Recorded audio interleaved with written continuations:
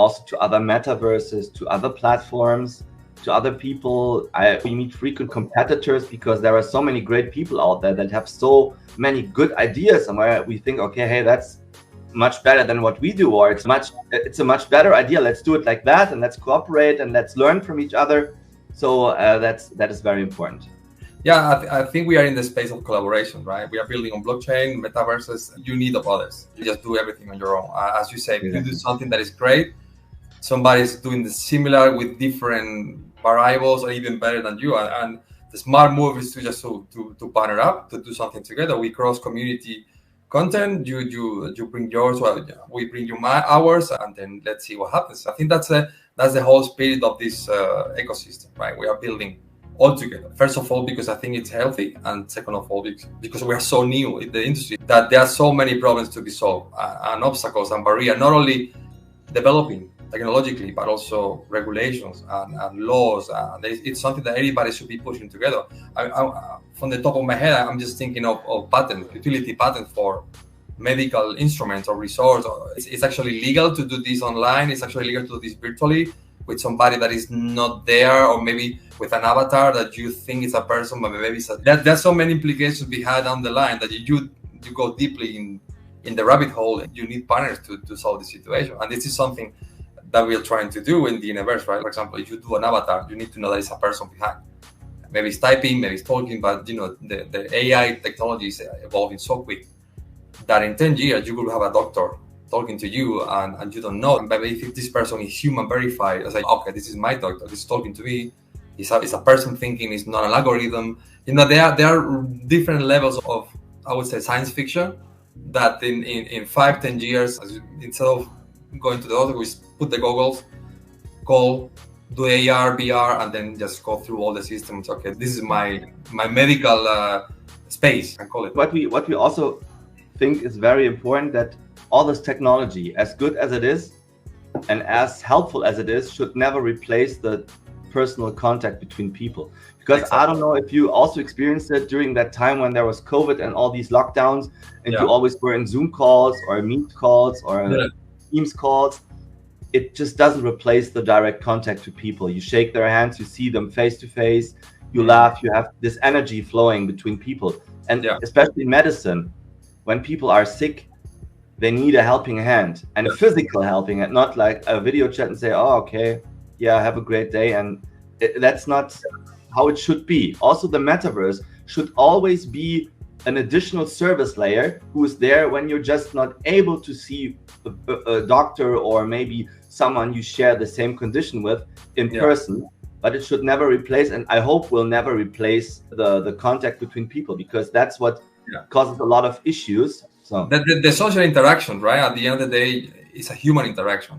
As I told, that's why we are doing what we're doing, because you need to have this contact. As you said, during COVID, how many trivial online colleagues were doing, but after the second one, it's not the same, right? It's not the same fun. It's not the same interaction you have with colleagues, with people. And this is something that eventually in the future will be a challenge. I think that the technology will evolve to a point of being so real into this environment that you need to have the layer that you are missing from the real life. It sounds crazy, it sounds science fiction, but I think we are heading in this direction. And healthcare, I'm just thinking, for example, like if you are attending your physician and then you have a question that maybe he's an specialist, maybe that person can dial right away to somebody, to another specialist, and just jumping advice, for example, right? You don't need to wait weeks until this happens. So I think that the utility and the use business, case studies behind it, it's fantastic. I do have a question. When you found the company, did you envision the metaverse, the NFTs, the blockchain? Because you mentioned 2016, 17, maybe a bit early for NFTs for sure, but for metaverses and so on. So what was your vision to integrate this on Web3? That was just blockchain, and then you have been scaling up as we went throughout the years. So what was your approach to the evolution of your product? So the blockchain was there from the very first minute. It was one of the ideas that we came up with when we founded the company, when we built the system. Because I can give you a practical example, and I spoke about trust issues that people have, right? So you store medical data in an e-health platform in the cloud, and someone says, I don't trust that company. They say they are safe. They say they're a medical product. They have an SSL certificate, and maybe they have encrypted databases. But what do I know who accesses the data? Maybe my employer gets a copy. Maybe my insurance gets an access to it.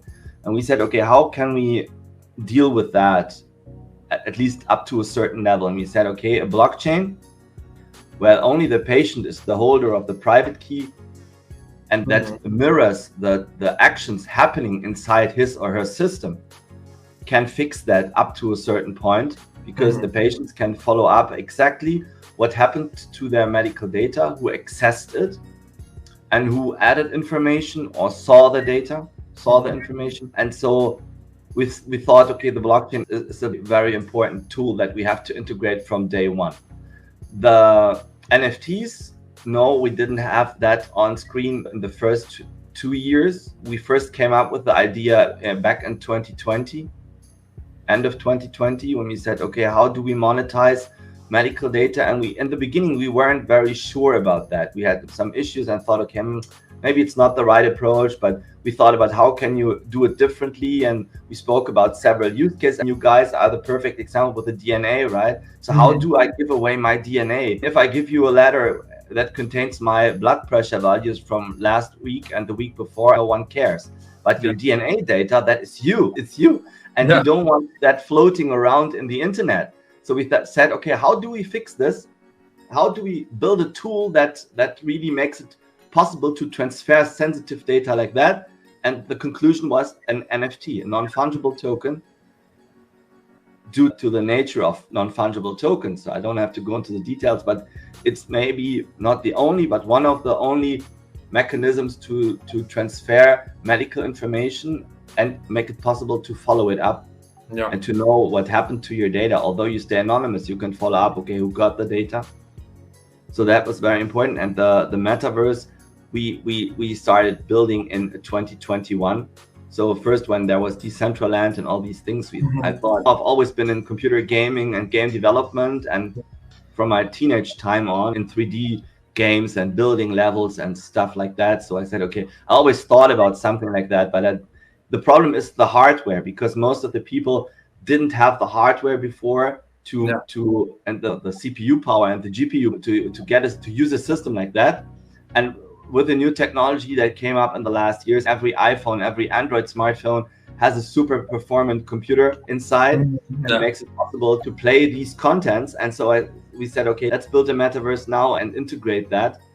And we also thought about, okay, what about using existing metaverses for that? But the issue is that none of the metaverses you have is regarding the GDPR compliance stuff, the HIPAA compliance, the medical data integrity thing. So it's just not possible from a technical point of view. And it doesn't matter because it's not their focus, right? Most of these metaverses are focused on retail and on advertisement. That's all cool. Entertainment, party, music, whatsoever.